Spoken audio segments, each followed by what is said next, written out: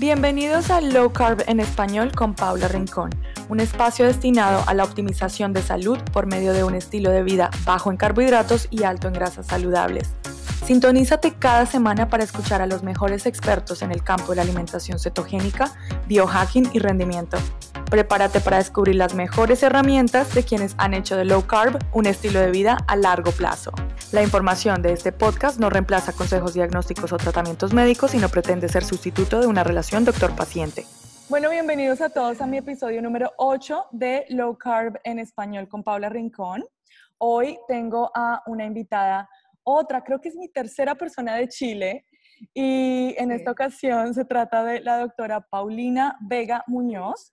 Ella es médico cirujano egresada de la Universidad de Concepción, en Chile. Su práctica clínica aborda la medicina desde un punto de vista completamente integrativo, lo cual me encanta y esa es la razón por la que la traigo aquí al show, enfocada en prevención y recuperación de diversas enfermedades. Cuenta también con un diplomado de medicina bioreguladora de sistemas de la Universidad Mayor, cuyo énfasis es la incorporación de herramientas clínicas que estimulan procesos naturales de curación del paciente sin efectos secundarios y retardando el proceso de envejecimiento. O sea, aquí tenemos una especialista en anti-aging. Completó también un diplomado en medicina deportiva y actividad física de la Pontificia Universidad Católica de Chile y ha realizado también numerosos cursos en nutrición, medicina ortomolecular, además de una pasantía en Paraguay en esta misma área. Actualmente se encuentra cursando el segundo año de la carrera de medicina homeopática en la Asociación de Medicina Homeopática Argentina y además en proceso de certificación de medicina funcional en el Institute for Functional Medicine. Me imagino que es el de Mark Hyman, ¿no? Ok, súper. Exactamente. Y bueno, wow, qué currículum, Doc. Me encanta, me encanta. Es un honor para mí traerte de verdad y tenerte como voz de todo este tipo de terapia low carb en Latinoamérica. Pero quiero que empieces primero hablándonos un poco de cómo te inmiscuyes en esto low carb, porque no es muy común ver a los médicos tradicionales inmiscuirse en esto y utilizarlo como terapia. Bueno, muchas gracias igual por la invitación, Paula. Estoy muy contenta, me siento muy honrada que hayas pensado en mí, que me hayas considerado. Así que espero entregarte todo lo que tú necesitas y esperas también de vuelta. Bueno, la historia de cómo llegué acá, siempre me gusta contar esa parte cuando doy cualquier presentación, cualquier conferencia, porque creo que es muy importante conocer ese origen.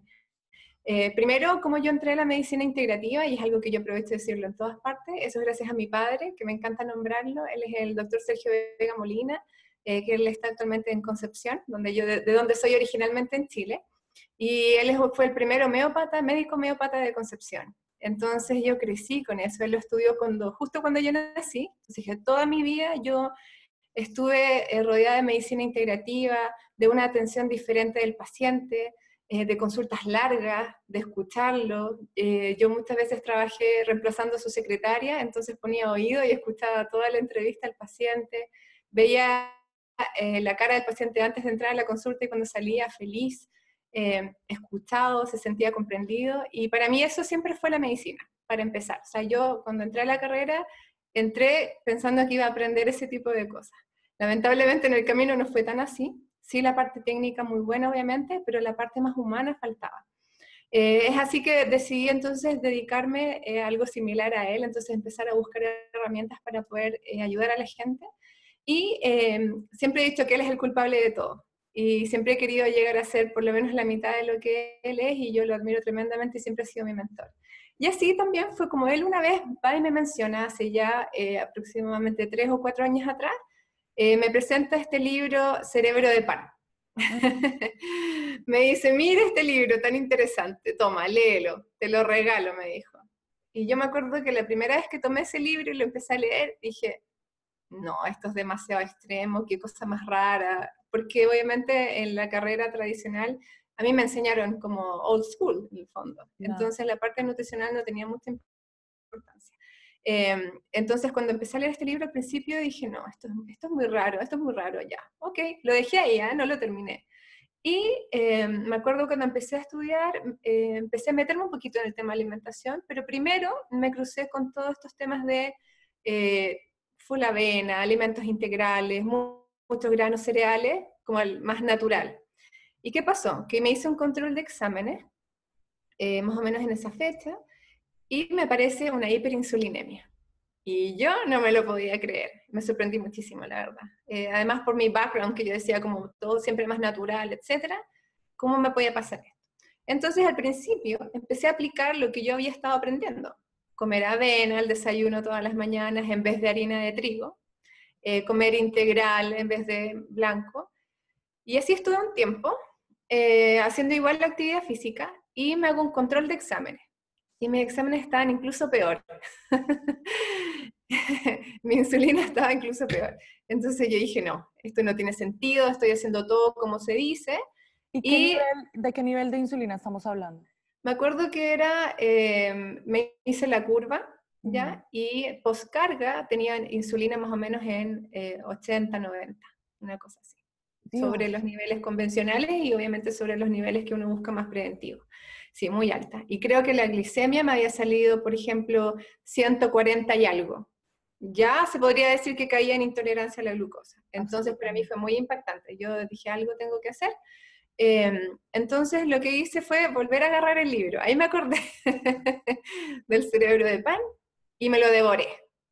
Y claro, lo vi desde otro punto de vista. Yo ya lo estaba viviendo y la verdad es que me hizo muchísimo sentido. Y ahí partió todo. Y ahí empecé a leer mucho más, también empecé a aplicarlo también en los pacientes, que es crucial. En el fondo estas cosas hay que vivirlas. Totalmente, la experiencia personal te cambia la vida. La experiencia personal te ayuda a abrir la mente y poder leer estos conceptos de otra manera, porque eso pasa muchísimo todavía en la medicina convencional, los médicos que ya en el fondo ya se estudiaron todos los años que la universidad te exige, con los posgrados y todo, y esto es como volver a estudiar de nuevo.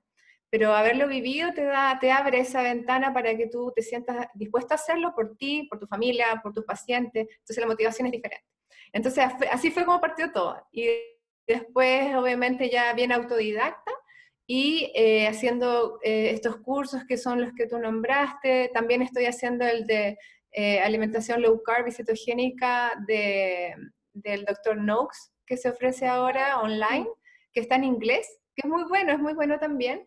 Y además leyendo todos los libros de los médicos funcionales y empecé también esta certificación del IFM, que además te habla en parte de esto, obviamente también tiene otras cosas más amplias, pero también te da como una herramienta más la alimentación low carb o cetogénica según cada caso de tus pacientes.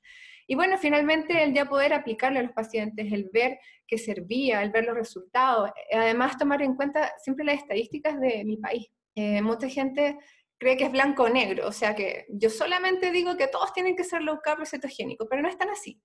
Generalmente yo promuevo más esto por una experiencia personal también, pero además porque la realidad de mi país es bastante negativa en el sentido de que el 74% de la gente ya tiene sobrepeso y obesidad. Y de hecho esta semana se estaba mostrando en estadísticas que los adultos sobre 15 años, gente sobre 15 años para arriba, ya estamos en el segundo lugar de obesidad entre varios países y en el segundo lugar solamente bajo Estados Unidos. Entonces eso es preocupante. Y si conocemos en el fondo la causa de raíz de eso, nos damos cuenta que una alimentación low carb sí va a ser bastante buena herramienta para ocupar con toda la población en general. Y así fue como se dieron las cosas. Wow, qué Eso interesante, es porque sí, en general, en tu caso fue como que creciste influenciada mucho por esta medicina integrativa que viene de tu familia, pero luego te adoctrinaste con lo tradicional y luego tuviste que desaprender un poquito de eso. ¿Por sí, qué? Porque empezaste a aplicar lo que predicabas como te fue enseñado en la universidad, normal. Y sí, entonces eso como que te quemó, como que aprendí sí, del quemón, de haber metido sí, las manos al fuego. Wow. exacto, sí. Buenísimo, buenísimo. Eso es algo que le falta mucho a muchos médicos que tú ves en unos hábitos absolutamente que no debemos seguir. Ellos son el ejemplo, pero un mal ejemplo y sin embargo no hacen ese clic. Y eso que tú dices del ejemplo es súper importante porque los pacientes, y especialmente en la actualidad con esto de las redes sociales y todo, yo abrí mis redes sociales hace un poco más de un año porque me di cuenta que igual era una herramienta para educar. Entonces me doy cuenta que el poder mostrar que yo puedo llevar un estilo de vida así, también motiva, también inspira. En el fondo, si yo puedo, ¿por qué no vas a poder tú? Entonces eso también es muy bueno y por eso a mí me interesa y me gusta seguir un estilo de vida saludable, en el fondo siendo también practicando y predicando, como se dice. Creo que es muy Absolutamente. importante, sí. Sí, sí, eso es importantísimo en los médicos de hoy. Eso es lo que tienen que hacer. Tienen que ser un ejemplo. Y bueno, me gusta que partas de tus propios laboratorios porque algo que quería tocar bastante contigo, vi que lo estabas empujando bastante en tus redes estas últimas semanas y es el hecho del colesterol y esa grasofobia, que viene del inglés fat phobia. Y entonces me ocurrió a mí, bastante recientemente, yo empecé ya con low carb, entrando y saliendo de periodos muy estrictos cetogénicos y cada vez que voy a Colombia me hago mis exámenes y ya he entrevistado con 3 médicos diferentes y los 3 me pegan unos regaños impresionantes cada vez que ven mi colesterol. Y eso le pasa a muchas Me personas, imagino. eso no es la excepción.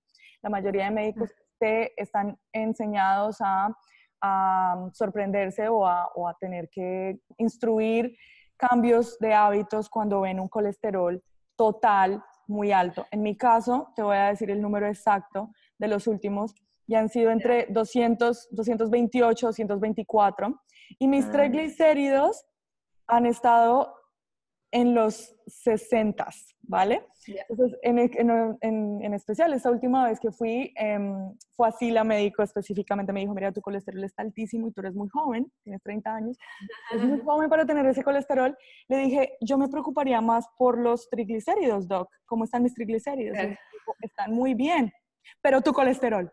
Entonces, quiero que hablemos un poco de eso, doc. ¿Debemos Sí. fijarnos, debemos temerle al colesterol en sangre? Perfecto. Bueno, esa es súper buena pregunta y es yo creo que, mira, mi consulta generalmente dura 1 hora. Mis controles con exámenes también, porque me gusta mucho explicar esa parte para que quede claro y se quiten un poco estos miedos a esos números. De repente estamos muy fijados en esos números. Pero tú sabes que el colesterol total antes se tomaba como un factor muy importante de riesgo cardiovascular. Y ese era muy estricto, ¿cierto? Ese 200 que no había que superarlo por nada del mundo. Y eso ya se ha visto hace cierto tiempo, de que ya no es un factor de riesgo cardiovascular como era antes, ¿ya? Entonces es súper importante explicarle a la gente, en el fondo, en qué es lo que se tienen que fijar, realmente qué tanta información nos da estos perfiles lipídicos que uno suele pedir de rutina, y que también existen otros exámenes y otros marcadores que pueden ser igual o incluso más importantes que el simple perfil lipídico. Entonces, en este caso, yo siempre le digo a los pacientes que ese puntito que aparece o ese asterisco que marca en el laboratorio, a veces hasta lo borro, le pongo una X, ¿ya? Olvídense de eso. Que el colesterol, como es una molécula tan importante, es una materia prima que es tremendamente crucial para la formación de las membranas, para la producción hormonal, y especialmente en las mujeres, ya que la mayoría de mis pacientes son mujeres, más que nada porque son las mujeres las que tienden a preocuparse un poco más de un estilo de vida más saludable. La importancia del colesterol en la producción de sus hormonas, para el tema de reproductivo, para la regulación de sus menstruaciones, para su fertilidad, etcétera, para la regulación del estrés. Entonces, le digo, lo que tenemos que tener es primero un colesterol total suficiente, porque tenerlo muy debajo nos puede acarrear problemas funcionales en esos sistemas que te he mencionado, más otros más, y por lo tanto, tratemos de buscar colesteroles suficientes, que también eso cuánto es, depende de la persona. ¿Ya? El perfil lipídico nos muestra, se dice aproximadamente el 70% de la producción espontánea hepática de colesterol. No es literalmente lo que comiste ese día, ese mes, sino que es un compuesto en el fondo de este ambiente que le vamos a dar al hígado, que tiene que ver con nuestra salud completa, desde la toxicidad, los medicamentos, etcétera. Y además va a estar también regulado por lo que nosotros consumimos como alimento. Por lo tanto, el colesterol total, yo digo que sea suficiente, alrededor de 200, pero eso es muy variable. Hay gente que puede necesitar más, 300 o incluso más. Entonces, nos quedamos ahí con el número y yo les digo, bien, ¿está suficiente o insuficiente? Si está muy bajo, les explico lo importante que es que no esté tan bajo. Y si está elevado, si está en 300, por ejemplo, les digo, ok, pero todavía no se preocupen. Lo más importante viene más adelante, porque hay organismos que pueden necesitar un poco más de colesterol. Bien, después vemos la diferencia entre los transportadores de colesterol, y ahí se explica muy bien el tema de que el HDL, etcétera, son transportadores de colesterol. Y hasta haciendo un dibujito, ¿cierto?, para que se entienda bien claro, y que no existe realmente el colesterol bueno o el colesterol malo, sino que el colesterol es una molécula que en general es siempre buena, solo que en ciertas circunstancias debido a ciertas características de los transportadores y el ambiente de nuestro organismo, se puede tornar algo negativo. Y ahí es donde tenemos que fijarnos que el HDL, como tiene propiedades que son protectoras, queremos que esté en valores ojalá un poquito más elevados, ya ojalá sobre 60 para que sea más protector, y en un contexto de triglicéridos más bajos, ¿ya? Entonces ahí yo me salto un poquito el LDL. ¿Pero por qué? Porque el LDL no es que el LDL sea malo, sino que también existen partículas distintas de LDL, que es lo que la mayoría de las personas no se acuerda o no conoce. Y ahí está la clave. Entonces, como el LDL tiene más de un tipo que está definido por su densidad, por su tamaño, entonces no podemos realmente decir si ese está bueno o está malo. Para eso es que tenemos otros exámenes y otras cosas que tenemos que evaluar para ver realmente si es que eso podría producir un problema. Entonces, generalmente nos tenemos que fijar en el HDL y nos tenemos que fijar en los triglicéridos. Si es que una persona tiene un HDL elevado, tiene triglicéridos bajos, significa que ese ambiente lo más probable es que va a producir moléculas de LDL de buena calidad, de buen tamaño, ¿ya? Claro, entonces, moléculas que son grandes. claro, entonces como para la gente que no tiene muy claro este concepto, básicamente cuando nos alarman un poco sobre el colesterol, nos están hablando de algo como una gran sombrilla que abarca muchos tipos de proteína realmente que está ligada al colesterol, porque es una lipoproteína que carga, que es como un vehículo que carga con este colesterol en la sangre. Y esa lipoproteína hay diferentes tipos, está la de alta densidad, la de baja densidad, la de muy baja densidad, y todas estas están un poco más o menos relacionadas al riesgo de enfermedad cardiovascular, ¿verdad? Y otro componente importante viene a ser los triglicéridos, que ya no son realmente, no tienen que ver, son además grasa, pero no son colesterol como tal. Entonces tú nos estás hablando de imagínate, intuitivamente entendemos que mirar una partícula tan variable como el colesterol, porque tiene tantas diferentes categorías, viene a ser como entrar a una sala sin luz en la que estás tratando de buscar algo. O sea, no puedes realmente hacer ninguna inferencia. Exacto, entonces es muy importante entender la complejidad de esto, que va mucho más allá de si colesterol sobre o bajo 200. Claro. Y además que hay que saber que se ha visto en distintos estudios que la cantidad de personas que tienen un colesterol bajo 200, pero aún así se infartan, son muchas. Se dice que el 50%. Por lo tanto, ese colesterol total ya no es un marcador, hace tiempo que no lo es.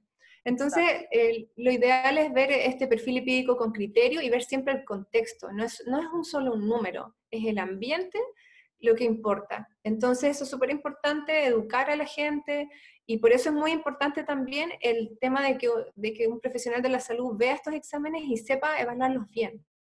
Porque si no la gente simplemente se asusta, y por eso también está muchas veces el exceso de indicación de estatina, que es simplemente para bajar números.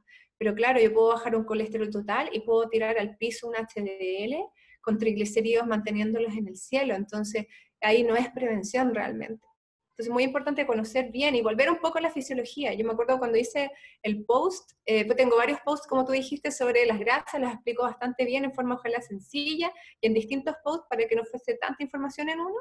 Y dije, ¿de dónde voy a buscar información? O voy a buscar una imagen. Agarré un libro viejo que tenía de fisiología. Vamos a ver qué dice. Y está muy bien explicado, solo que con el paso del tiempo se nos enseña como más rápido. Ya, HDL bueno, LDL malo, y quedó. Entonces es muy importante decir que esto no es nuevo, esto se conocía de antes, esto es fisiología, solo que muchas veces lo hemos dejado un poquito botado. Por lo tanto, es súper importante que ahora la gente entienda de que el perfil lipídico va un poquito más allá, es más complejo el tema. La salud es compleja, si no sería mucho más fácil el manejo de muchas patologías. Claro.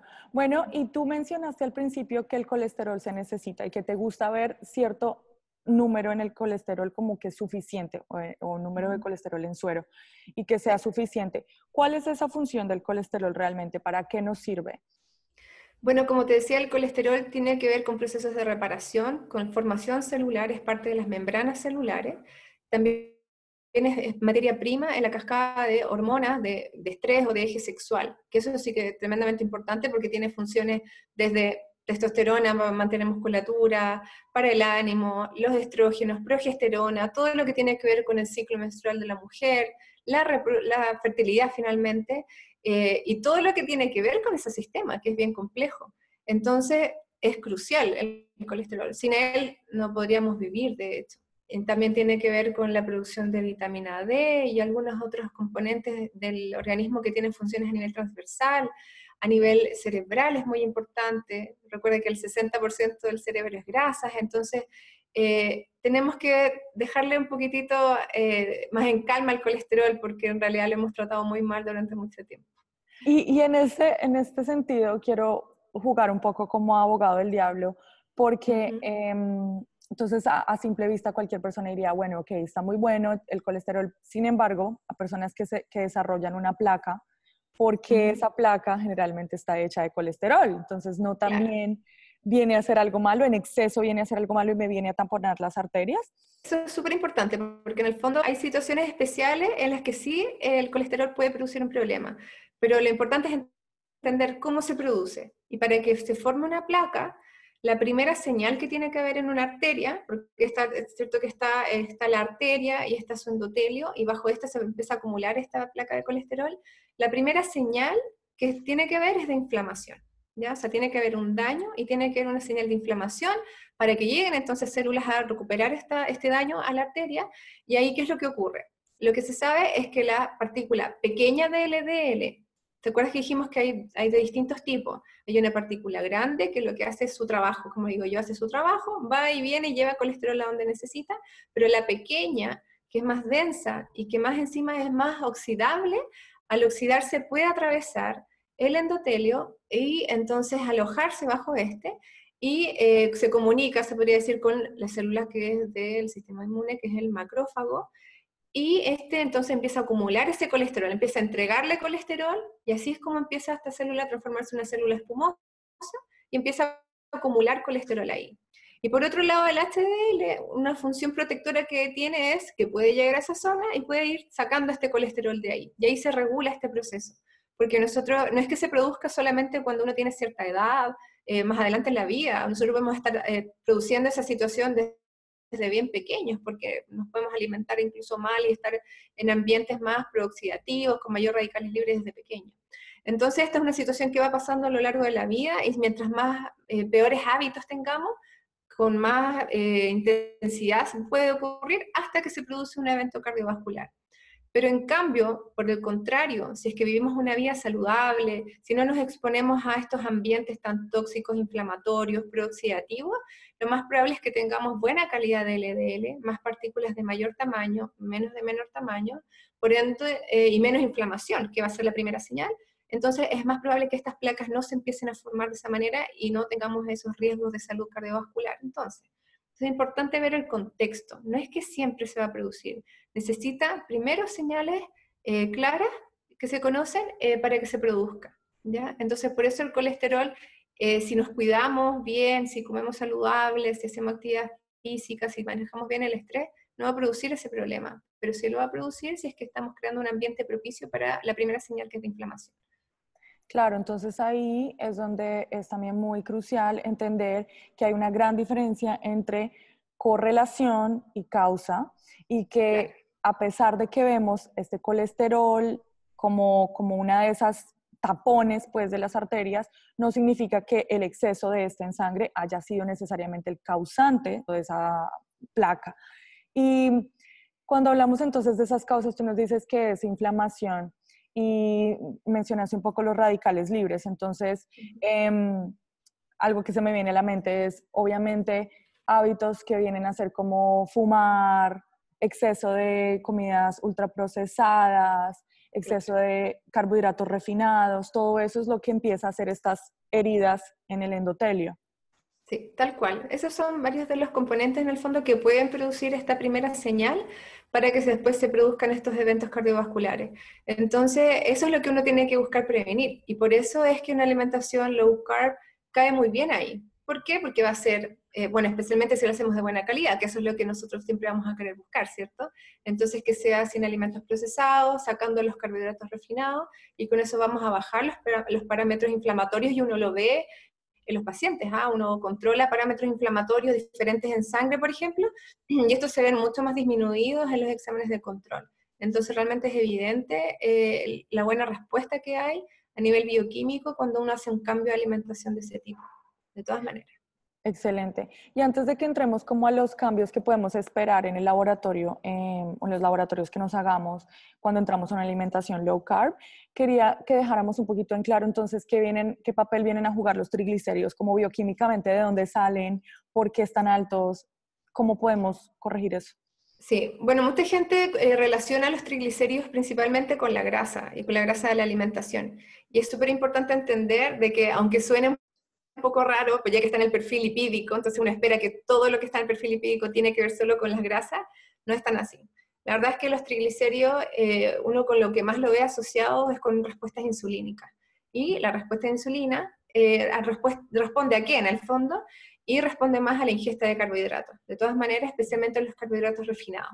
Y eso es súper importante entender. Si uno tiene eso claro, va a empezar a entender por qué se producen entonces todas estas otras respuestas en cadena, que suban al LDL, que cambie la calidad del LDL, etc.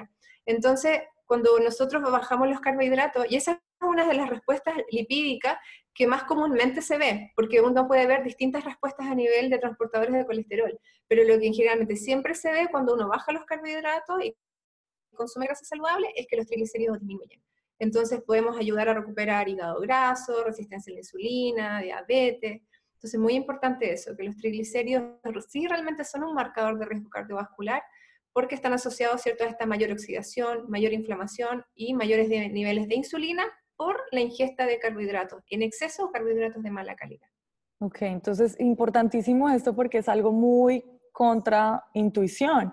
Estamos hablando de que si aumentas tus carbohidratos en la dieta, esto se ve reflejado a más grasa en tus laboratorios, en tus triglicéridos. Tu hígado empieza a generar más triglicéridos o empieza a guardarlos ahí más.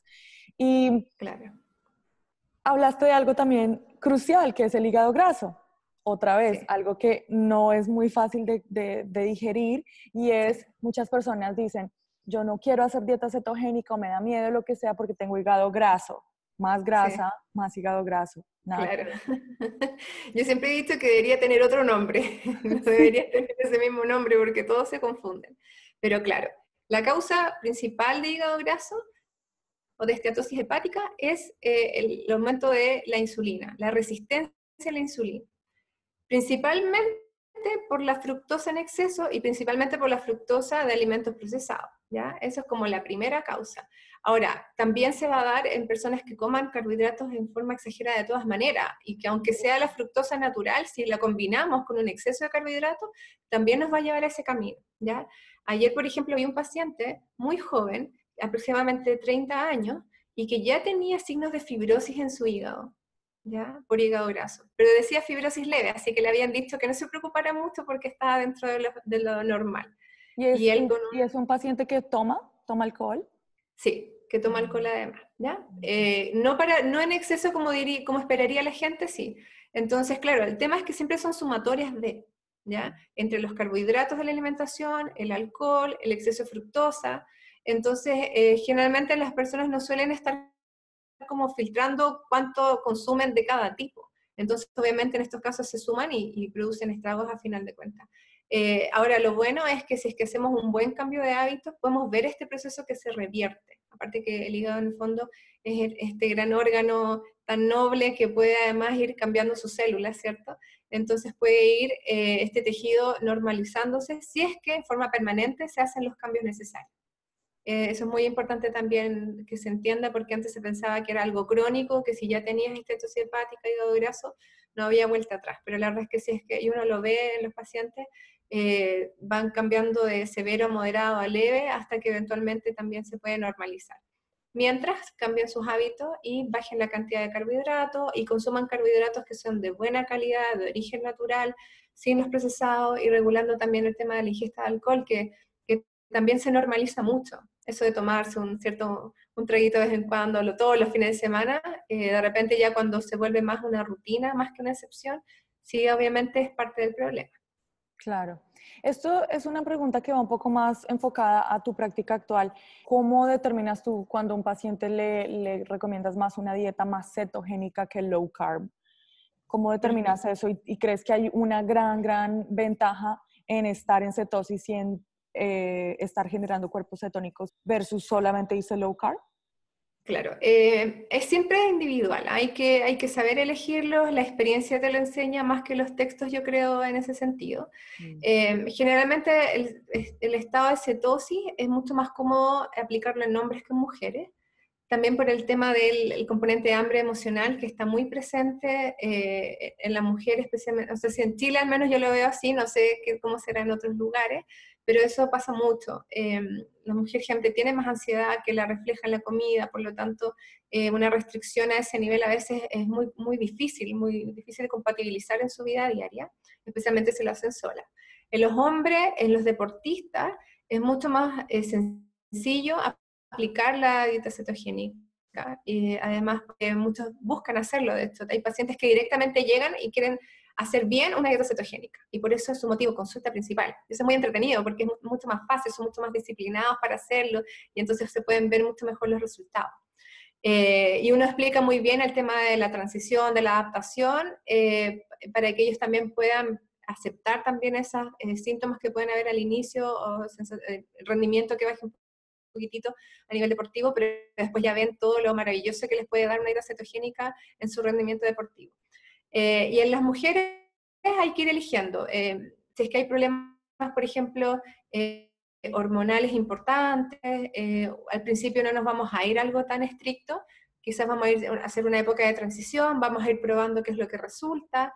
Va a depender del motivo de consulta también, porque si hay alguien que viene solo por peso, bueno, si viene por peso, obviamente viene con ya algún tema hormonal, pero hay muchas personas acá que tienen, por ejemplo, colon irritable, molestias digestivas, entonces también hay que verlo por otro lado, ¿ya? Pero en general es así, qué tan low carb lo vamos viendo persona a persona. No hay una regla como para decirte, a esta le pongo en esto, a esta le pongo en este otro rango, sino que vamos probando. Muchas veces hacemos transiciones lentas, en que solo los bajamos muy poquitito, lo hacemos súper flexible, simplemente dándole prioridad a la calidad de los alimentos, porque hay gente que viene comiendo muy mal, mucho procesado. Ya sacarle un carbohidrato refinado y cambiarlo por una hortaliza de buena calidad con harta fibra, ya tú le estás haciendo un gran favor. Entonces va a ser bien variable, pero como te decía, en pacientes que son deportistas, pacientes que buscan probar la dieta cetogénica, especialmente en hombres, y también en pacientes con enfermedades neurológicas, es donde más nos vamos un poco más derecho a un low carb estricto como un cetogénico.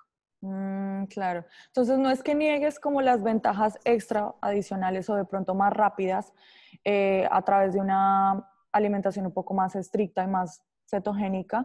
Sin embargo, no quieres nunca sacrificar la adherencia a la dieta de las personas y por eso como que vas a su propio ritmo. Ok. Sí, es que es muy importante porque una cosa se puede ver muy bonita en la teoría, pero si no la puedes poner en práctica al final, ¿de qué te sirve? Entiendo. Entonces, por eso es muy importante la empatía con tu paciente. Realmente reconocer sus necesidades y cómo es, y también estas otras características que tienen que ver con su personalidad, su ambiente, dónde viven, dónde trabajan, qué alimentos tienen a la mano, sus recursos económicos. La verdad es que hay hartos factores. Ahora, obviamente, si uno, por la teoría, como te decía, si tú piensas elegir ovario poliquístico, cetogénica, resistencia a la insulina, cetogénica, ojalá fuese así de fácil, pero no es tan así. Entonces, bueno, y este es el arte también de aplicar en la salud, en la nutrición. Esto es el arte de saber elegir bien y cuánto y cómo, y esa es la parte también entretenida para los profesionales que nos dedicamos a esto, ir Claro. adaptándolo cada caso individual. Tiene sentido. En este orden de ideas, ¿cuáles serían las restricciones o las contraindicaciones de una dieta cetogénica? De repente las mujeres embarazadas no deberían tratarlo, lactancia, ¿cuáles son las que tú Sí. consideras? Sí, y de hecho es por carne propia, por decirlo, yo tuve un bebé hace poquito. Para los que no saben, yo tuve un bebé hace 3 meses recién, Matías Andrés, y yo flexibilicé mi alimentación durante mi embarazo y también lo estoy llevando así durante mi lactancia. Y también es lo mismo que yo al menos elijo aplicarlo así en embarazadas y en lactante. Entonces, yo sé que existen ahora muchas experiencias clínicas muy positivas que incluso con dieta cetogénica, pero todavía no hay estudios suficientes como para poder dar una indicación así general de que se usa en embarazo y lactancia, ¿ya? Hay casos clínicos que han tenido mucho éxito, pero yo prefiero preocuparme más de la parte también de los micronutrientes en ese sentido, porque son épocas que son muy demandantes a nivel nutricional para la mujer. Entonces es importante que flexibilicemos para mí un poquito más durante esas etapas principalmente, ¿ya? Ahora, pacientes que tienen, por ejemplo, alguna patología hepática, también probablemente vamos a hacer algo mucho más flexible, preocupándonos más de la calidad de los alimentos, más que sea una alimentación tan elevada en grasa. Pacientes con diabetes tipo 1 no es contraindicado, pero sí tenemos que hacer una vigilancia muy cercana. Eso es muy importante. No se puede hacer simplemente un coaching con un diabético tipo 1, ojalá, a no ser que pueda haber un monitoreo constante de su glicemia, del uso de su insulina. También pacientes que son insulino requirientes, diabéticos tipo 2, hay que estar bien encima también. No se les puede citar cada un mes, sino que hay que estar bien frecuentemente viendo cómo se sienten, viendo cómo están sus niveles de glicemia, viendo cuántas unidades se están inyectando, para tampoco no producir algún riesgo en algún momento. Pero en general, más que nada, eso es lo principal. Y podemos usarla también la usamos harto en pacientes con cáncer. Es una alimentación que también la aplicamos. ¿En qué caso va a ser una contraindicación en pacientes, en el fondo, en que se ha visto que es muy buena esta dieta cetogénica? Pacientes, por ejemplo, que están desnutridos, ¿ya? Ahí tenemos que priorizar. Y ahí obviamente lo que vamos a querer es primero que estén muy fuertes, que estén muy bien nutridos, para no caer en riesgos de carencia, porque muchas veces las personas que hacen dieta cetogénica a veces comen muy parecido lo mismo todos los días y no queremos caer en riesgo que les falte algún nutriente, algún fitonutriente importante, y además tienen que estar muy bien suplementados en esos casos. Pero más que nada eso, son cosas bien puntuales, pero en general es algo que podemos utilizar en la gran mayoría de los adultos, en la mayoría de las patologías. Hablando de eso, ¿cuáles son, además obviamente de los electrolitos que conocemos, que el magnesio, el calcio, el potasio y el sodio, cuáles vienen a ser esos micronutrientes de preocupación para ti en la práctica? Que tú has visto que de repente le hacen falta a una persona o puede llegar a faltar a una persona en desnutrición, malnutrición. Sí. Ahí va a depender, porque va a depender también de la sintomatología, del examen físico. Eso es el arte también de la medicina, y en la medicina ortomolecular se aplica mucho. Entonces va a depender también si la paciente, por ejemplo, tiene alguna disfunción tiroidea. Hay ciertos aminoácidos, hay ciertos minerales que son cruciales para la producción hormonal, entonces tenemos que asegurarnos que tanto en su alimentación como en la suplementación esté ocupando lo que necesite, ¿ya? Por ejemplo, hay mucha gente que cambia sus hábitos y elige la sal rosada, por ejemplo, en vez de la sal yodada, y si tiene patología tiroidea, ¿qué pasa con el yodo? Y si no comen mariscos y no consumen algas, entonces hay que tomar en cuenta otras cosas. Ahí especialmente cuando hay otras disfunciones, ahí está de nuevo este arte de ver el caso como desde la visión de medicina funcional, de ver todo, ¿ya? Entonces va a ir caso a caso el qué suplemento yo podría entregarle. Aparte de lo que sale en los exámenes de laboratorio, vamos a medir en algunas personas algunos nutrientes, puede que ya estén bajos, si están muy bajos hay que suplementarlos, si están subóptimos solamente muchas veces lo manejamos con la alimentación. Entonces siempre yo digo que hay que hacer una escala de prioridad. Si yo armo una prioridad y un paciente tiene algún desbalance importante y que ponerlo en una dieta estricta me va a producir mayor riesgo de ese desbalance, primero voy a balancearlo y después iremos jugando un poquito con la alimentación. Además que tú sabes que igual se puede ocupar la dieta cetogénica en forma cíclica. En muchos casos, incluso en mujeres, se recomienda, tú también lo has hecho de esa manera, yo también lo he hecho de esa manera, y uno puede ir también jugando con eso. No hay todavía como una regla exacta de cómo se tiene que hacer. Entonces, volvemos a lo mismo, de que esto es un arte de ir individualizando la indicación paciente por paciente.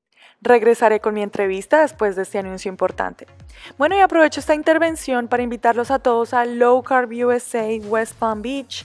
Va a ser en enero 18 al 21 de 2019. El 21 en particular vamos a tener un día latino. Es la primera vez que Low Carb USA va a tener un día completamente de charlas en español. Voy a estarla presentando yo. Así que realmente me encantaría verlos a todos. Si aprovechan y hacen su compra de la entrada para toda la conferencia, van a recibir un descuento de parte mía. Solamente tienen que escribirme a hola@csaludable.com y luego dirigirse a registrarse en lowcarbusa.org. Los veo en enero.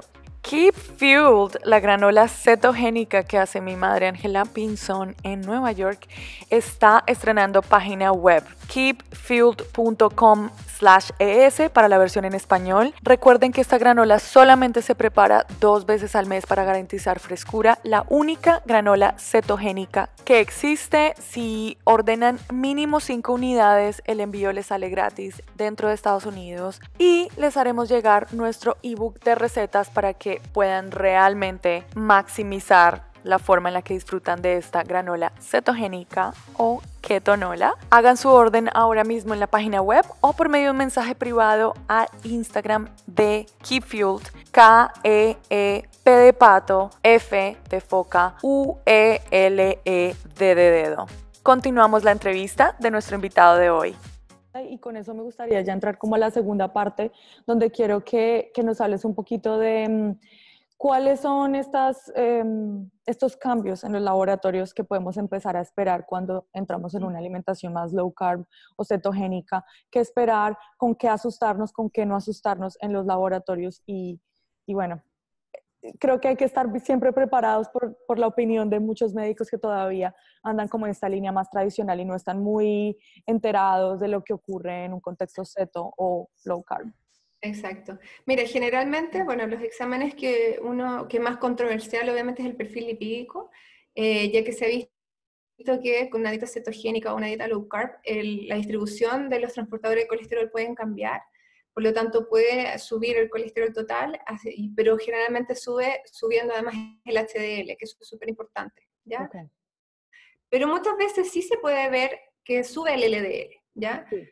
Pero de nuevo, tenemos que ver el ambiente. Que suba por sí solo no me está diciendo si está subiendo la partícula grande o la partícula pequeña. Entonces, generalmente lo que se ha visto y lo que se ve en los trabajos es que cuando se sube el HDL y bajan los triglicéridos, generalmente si es posible medir las partículas, es porque hay más partículas grandes de LDL y menos partículas densas pequeñas. Eso es lo que se ha visto. Ahora, ese examen no lo muestra. Yo sé que en Estados Unidos hay exámenes en que sí se pueden medir las partículas pequeñas, entonces es más exacto. En Chile no tenemos eso todavía. Por lo tanto, medimos otros exámenes para ver cómo está este ambiente. Los triglicéridos generalmente disminuyen a largo plazo. Puede que haya una alza inicial, pero después vemos notoriamente en todos los casos que los triglicéridos disminuyen. Y además vamos a ver cambios en la glicemia, que va a regularse, la insulina, que también va bajando, y además la hemoglobina glicosilada, ¿cierto? Que nos va a mostrar estos procesos de glicación, que va a ir cambiando con el tiempo, es un examen que se ven respuestas generalmente un poquito más a largo plazo, pero también va disminuyendo. Y además podemos ver parámetros inflamatorios que van disminuyendo. Eso es algo muy positivo para la salud en general, no solamente para temas de peso o algo así, sino que para la salud en general. Y incluso podemos ver, si es que estamos viendo, por ejemplo, temas hormonales, podemos ver, gracias a este colesterol de mejor distribución, por decirlo, y de mejor calidad y cantidad, podemos ver una mejor redistribución de las hormonas también, de los ejes sexuales, un aumento de la DHEA, a veces de la testosterona, que muchas veces viene baja en algunas personas. Entonces también podemos ver incluso una mejoría en la producción hormonal. Eso es algo muy positivo para hartos aspectos de la vida. ¿Qué tan cierto hay? Por ahí estaba leyendo la otra vez que incluso puedes esperar también diferencias que resulten en un diagnóstico de hipotiroidismo, como cambios en el T3 también. Mira, claro, el T3 va a depender de cosas bien específicas, ¿ya? El eje tiroideo es bien complejo y está asociado también con muchas otras cosas. Entonces va a depender caso a caso, ¿ya? Porque el eje tiroideo también está regulado por el eje de la hormona de estrés y hormonas sexuales, ¿ya? El cortisol tiene un efecto directo, por lo tanto es un poquito más complejo ese tema, ¿ya? La conversión de hormona T4 a T3 depende de ciertos minerales. Entonces, no es que la dieta cetogénica vaya a producir algo ahí. Cualquier dieta, si es que no tiene suficientes minerales, aminoácidos específicos, si no hay una regulación del cortisol, si no hay manejo del estrés, pueden haber alteraciones a nivel de hormona tiroidea, pero no es que sea la dieta cetogénica la que lo va a producir. Se puede hacer cualquier dieta bien o mala en el fondo. Así Ok, que por ese lado es importante, y nosotros lo vemos así. Yo cuando lo trabajo con los nutricionistas, por ejemplo, siempre tratamos de procurar eso, y por eso se ve caso a caso. Y muchas pacientes acá en Chile, acá hay mucho hipotiroidismo, también hay mucho hipotiroidismo autoinmune. Entonces, por eso siempre hay que hacer una escala de prioridades. Si tengo una paciente que tiene una enfermedad tiroidea descompensada o un Hashimoto muy activo, primero voy a trabajar en eso, y después puede que entonces ocupemos la dieta cetogénica o un low carb más estricto como otra herramienta para ir avanzando y pudiendo obtener otros beneficios en su salud. Pero siempre hay que priorizar. excelente, excelente. Ok, bueno, ¿y qué tan cierto viene a ser? Que eso es otra cosa que también veo que se habla muchísimo, ya que, como me estás diciendo, se puede esperar que suban de repente los triglicéridos apenas entras en un cetogénico. ¿Qué tan cierto es que el hecho de que ya estés desdoblando todas estas grasas haga que Ujú. ahora se hagan disponibles y se vayan a la sangre para ser transportadas y ser utilizadas como energía? ¿Eso es Claro. algo que tiene sentido? Sí, de todas maneras, eso puede pasar. Y también va a ser variable la respuesta según si la persona además hace una actividad física. Se utiliza finalmente la grasa como energía, y eso es muy importante, utilizarla. O sea, si es que ojalá siempre asociarlo con actividad física. No se trata simplemente de hacer una dieta cetogénica o un cambio de estilo de vida, pero no además utilizarla y movernos. Eso es parte también de una salud integral. Entonces se puede ver en personas que especialmente no ocupan entonces estos ácidos grasos, que estén, entre comillas, como acumulándose un poquito más al inicio. Entonces, por eso es importante también siempre acompañarlo de actividad física, movimiento, ser personas activas, porque es algo que se puede ver en los laboratorios, pero generalmente es al inicio, y después con el tiempo se puede ver que se van normalizando los niveles, por ejemplo, de triglicéridos. Bueno, genial. Para mí ya se me acabaron mis preguntas, pero quería que pasáramos un poco a unas cuantas preguntas. Este es el primer episodio en el que me lanzo a hacer esto porque por las redes sí hay muchas personas preguntándome cosas médicas, entonces Ujú. sería bueno que de pronto entráramos en algunas. Voy a leerlas primero y luego te doy el espacio para que respondas. Entonces, Perfecto. la primera pregunta viene de Instagram, de la usuaria que se llama Bombita. Y dice, hola, tengo una duda, no vi ninguna publicación tuya sobre el queso, estoy llevando una alimentación baja en carbos y alta en grasas y proteínas y he bajado muchísimo, me imagino que está hablando del peso, pero he consumido mucho Ujú. queso durante el año. ¿Cuál es tu opinión de los lácteos? Ya, claro, los lácteos también es un tema complejo. Hay dos maneras de ver el tema de low carb y de la cetogénica. Una cerrándonos solamente a los macronutrientes y ver los números de grasa, ver los números de carbohidratos, pero otra manera es verlo de la forma más integral, que yo creo que es la adecuada, ya que es lo que yo promuevo, y que es súper importante que el paciente se tiene que sentir bien, ¿ya? Y los lácteos para muchas personas no caen muy bien. Y además se ha visto y se está relacionando ahora con procesos más inflamatorios, especialmente a nivel intestinal. Y ya sabemos que la salud intestinal es muy importante, que tiene que ver con la inmunidad, tiene que ver con el ánimo, con la formación de neurotransmisores. Entonces es muy importante también tomar en cuenta eso. Hay personas en que los lácteos no le va a pasar nada porque su intestino está bien selladito, no está permeable, que es el término que más se usa, intestino permeable, y en esas personas no hay problema, pero en otras sí va a producir. Entonces es muy importante entender que el hincharse, por ejemplo, por un lácteo no es normal, ¿ya? No es una reacción que tenemos, a la cual nos tenemos que acostumbrar solamente, que es lo que muchas veces, especialmente las mujeres, pensamos que teníamos que vivir así. Generalmente el problema de los lácteos va por dos cosas: uno por la lactosa en personas que tienen mayor intolerancia, pero también va por las proteínas, que son proteínas que finalmente pueden promover esta inflamación a nivel intestinal. Por ende, personalmente no recomiendo consumir muchos lácteos, porque los lácteos que al menos aquí tenemos a la mano no son de tan buena calidad, porque generalmente vienen acompañados de otras cosas más, ya son más procesados. Pero, y siempre digo, si es que alguien tiene la suerte de tener una leche cruda, si tiene un queso artesanal, por ejemplo, sin aditivos, y le cae bien, no hay ningún problema. O un yogur también hecho casero, sí, sin todos los azúcares y espesantes que tienen generalmente los del mercado, y le cae bien, entonces sí podría ocuparse como parte de su alimentación. Pero sí hay que verlo como un todo. Entonces, no hay un sí o un no, sino que va a depender del caso a caso, por las cosas que ya en el fondo mencioné. Yo morí con el quesito de cabra de cordillera. Yo soy muy intolerante a los lácteos, pero olvídate, eso nunca me cayó mal, lo amé. Así que cuando estuve en Sí, Chile. eso, además existen esas opciones, existen los lácteos de cabra o los de lácteos de oveja, que Claro. generalmente se toleran mucho mejor, entonces también es una opción para los que no toleran bien los de vaca. Sí, excelente. Lo noté en mi propia vida, en mi propio intestino. Sí. Genial. Bueno, Astrid Castro P. nos pregunta que, bueno, tiene un caso particular. Dice, glicemia inicial de 89.3 y luego glicemia post que bajó a 61.99. Entonces empezó Ujú, en los 80, casi 90 y luego baja a los 60. ujú.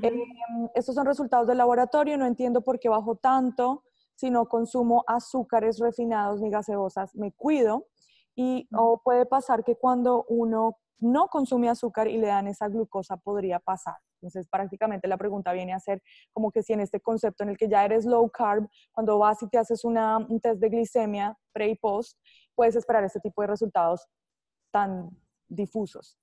Claro, o sea, bueno, si es que ella le bajó la glicemia es por una respuesta insulínica. Entonces lo ideal siempre es haber hecho ambas curvas, tanto la de glucosa, pero también la de la insulina, porque ahí te autorresponde, se podría decir. Si la insulina subió bastante, es por eso que bajó tanto la glicemia.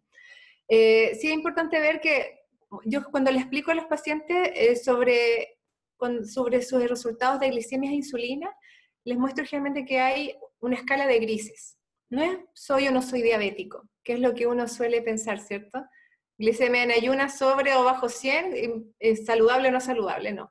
Hay una escala de grises que tiene que ver con la tolerancia entonces a los carbohidratos o a la glucosa oral en este caso, y va a variar de persona a persona. Entonces hay gente que los va a tolerar mucho mejor, entonces las glicemias no se van a elevar tanto.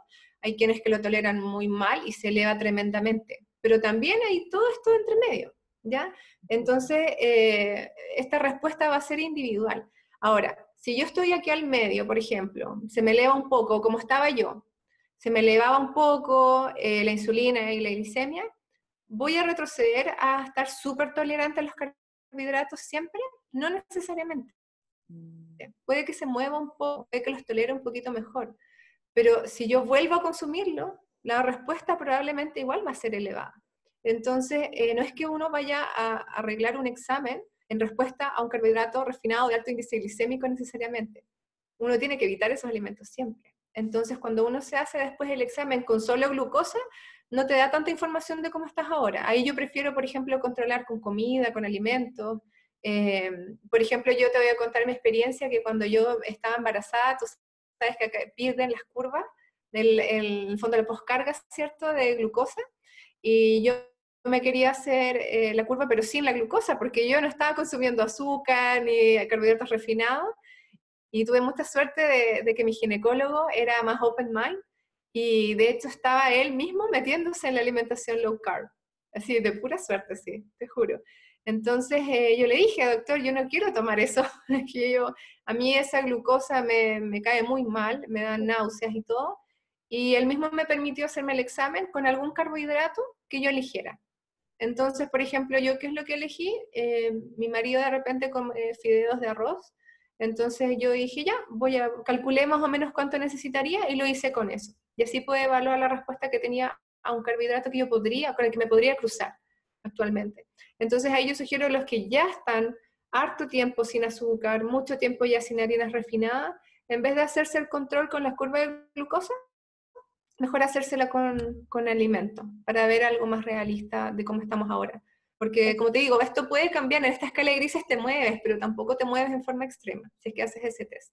Muy interesante lo que me dices, porque ahorita que estaba en Colombia y estaba haciéndome todos estos tests, me di cuenta, que me pareció muy sorprendente, que me daban esa opción. Me decían, ¿quieres tomarte el líquido ese rojo, azucarado, horrible? ¿O quieres ir a desayunar? Yo, wow, Claro. ¿desayunar? ¿Puedo comer lo que yo quiera? Wow. muy abiertos. Tiene más sentido, ¿cierto? Sí, sí, tiene todo el sentido porque precisamente hay que pensar que ese líquido estándar lo toman de lo que la gente se supone que está comiendo, que está ingiriendo de glucosa normalmente en una comida, pero Sí, no a todos nos aplica. exacto. Además que es sin fibra, sin otras cosas.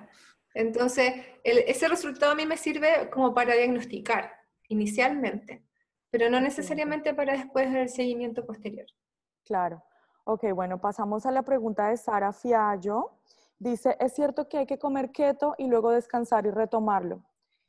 Prácticamente nos está hablando de una cetosis cíclica. Es que depende, no es que sea necesario, pero en algunas personas funciona mejor. Mm, ¿En quiénes podría funcionar mejor? Especialmente en mujeres, ok. ¿ya?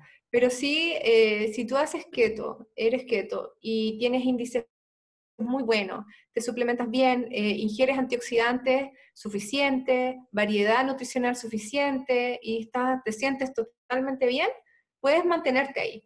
Entonces todo va a depender de la persona. Pero de nuevo, no es que haya como una regla, pero sí en general lo que hemos visto también por experiencia es que en las mujeres funciona mejor la ciclicidad. Y en Mm, los hombres muchas veces podemos mantenerlos en tiempos prolongados por más tiempo. Bueno, tú conoces al ok. pollo, que él ya lleva mucho tiempo en keto y anda súper bien. Sí, claro, no, es un ejemplo vivo. Excelente. Ok, bueno, L. Ponce 6 nos pregunta, nos dice que tiene 58 años y que pregunta si esta dieta es buena para la artritis y para problemas estomacales. Bastante general, pero ¿qué opinas de la artritis por lo menos? Claro, bueno, ahí de nuevo volvemos a la complejidad de la salud, ¿ya? Porque si tiene una artritis reumatoide, por ejemplo, que es una enfermedad autoinmune, tiene otro trasfondo. Entonces ahí es un tema complejo, hay un tema inflamatorio importante, que generalmente, como te decía, mis entrevistas con mis pacientes son largas, son de 1 hora, empezamos a indagar en mucha información.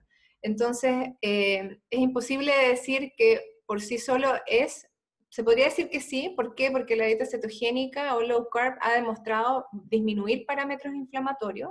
Los cuerpos cetónicos han demostrado que son antiinflamatorios también. Entonces, de cierta manera podríamos decir que sí, pero patologías complejas como esas siempre hay que verlas desde todos los puntos de vista. Entonces se puede ayudar de distintas aristas también. Entonces, siempre yo en estas cosas insisto que es caso a caso, porque hay que ver en ella, por ejemplo, cómo está el tema del hambre emocional, de la disciplina, cómo está su variedad nutricional, cómo están sus hormonas, y de ahí tomar la decisión, ¿ya? Pero si hablamos como muy en general, estar en cetosis sí ha mostrado mucha evidencia disminuyendo parámetros inflamatorios, lo cual de forma indirecta entonces en una artritis, ponte tú, podría ser bastante útil. Claro. Pero no es el único approach, dirías tú. Hay varios. Para nada. No, especialmente en enfermedades autoinmunes es mucho. Todas las enfermedades autoinmunes son multifactoriales y tenemos que verlas así y así las manejamos en la consulta, siempre con un equipo multidisciplinario además. No Claro. solamente con la pura nutrición o no solamente la parte médica, siempre lo hacemos en forma multidisciplinaria. Excelente, excelente. Bueno, me encantaría que nos hablaras un poco. Sé que tienes proyectos en mente. Pero bueno, yo estoy, claro, haciendo un proyecto personal de un centro médico. Vamos a trabajar un equipo muy lindo de médicos, de nutricionistas, de health coach y de un entrenador personal. Y la idea es poder realmente abarcar la salud de una manera lo más integral posible, con un enfoque funcional, de medicina y nutrición funcional, en el que en el fondo buscamos la causa de raíz de las patologías y tratamos de englobar entonces la salud en todos sus aspectos, desde la parte emocional, nutricional, médica, los exámenes, la actividad física, la educación. Por lo tanto, vamos a hacer hartas cosas bonitas. El centro se llama Neocer y ya puede empezar a seguir sus redes, que sería Neocer Chile, tanto en Instagram como en Facebook. Vamos a tener pronto la página web y además mis redes que son DRA Paulina Vega, doctora Paulina Vega en Instagram, doctora Paulina Vega Muñoz en Facebook. Y desde mi Instagram pueden también ahí tener mi correo electrónico, que estoy disponible para cualquier duda. Además, para quienes necesiten alguna atención en línea, también está ahí en un post que yo tengo la información, pero es dravega.online@gmail.com. Y bueno, disponible para todo lo que quieras, Paula. Yo estoy muy Genial. agradecida de este espacio y la meta de todos nosotros es en común, que es ayudar a la gente, ¿cierto? Exacto. Ayudarlos a abarcar la mayor gente posible, que podamos ayudar a tener un estilo de vida saludable, a sentirse bien, y como hablamos al comienzo, porque lo hemos vivido en carne propia. Entonces, se puede vivir bien, se puede vivir sintiéndose uno feliz, sintiéndose bien con uno mismo, sintiéndose bien en nuestro cuerpo, con una familia sana, con amigos sanos. Entonces, la idea es promover esto en forma generosa para que todos podamos tener esa calidad de vida que en realidad buscamos y que ha sido complejo en la sociedad actual con toda la industrialización de los alimentos, con todo el estrés que tenemos en la vida diaria. Así que el mensaje finalmente es ese, que lo que buscamos es poder ayudar a la mayor cantidad de gente posible. Excelente, excelente. Y sobre todo para ti, que eres total ejemplo, con un nené de 3 meses, quién sabe si esperando otro pronto. Una de esas. Pero sí, muy chévere. Y cuéntanos, no sé si esto va a ser como muy ponerte en el spot, pero ¿tienes planeado venir de repente a Estados Unidos a alguna de estos eventos del próximo año? Low Carb USA en West Palm Beach, o el que vamos a hablar de Los Ángeles, o Denver, o todavía no lo has decidido. Todavía no lo he podido decidir, pero quiero así demasiado poder ir a ambos. Si pudiese ir a ambos, te juro. Porque además me encantaría poder ya conocerte en persona, conocer a todos con los que de repente he hablado por redes sociales. Es una comunidad muy linda la que se está creando. Es muy importante apoyarnos mutuamente, quienes estamos con las mismas metas en el fondo. Y tenemos que aprovechar también todas estas plataformas que ahora es mucho más fácil conectarse. Entonces, la verdad es que hoy si pudiese pedir un regalo de Navidad, pediría que poder ir a los dos. Pero Ah, sí o sí voy a ir a alguno, porque ya es hora de poder también ampliar un poquitito más los conocimientos. Allá vamos a ver estudios más actuales también. sí. Entonces estoy muy entusiasmada de poder ir a alguno de los congresos y ojalá nos podamos cruzar en alguna de esas actividades tan bonitas allá. Sí, bueno, pues aprovecho para hacer esa cuñita, invitar a todos los que nos están escuchando, definitivamente Low Carb USA en West Palm Beach. Es la primera vez que vamos a poder tener un panel o un día completamente latino en español, que es algo que no se ha visto acá en Estados Unidos. Tenemos la traducción simultánea y que todo el día realmente se está dedicando al público latino, y tenemos 3 exponentes también que hablan español.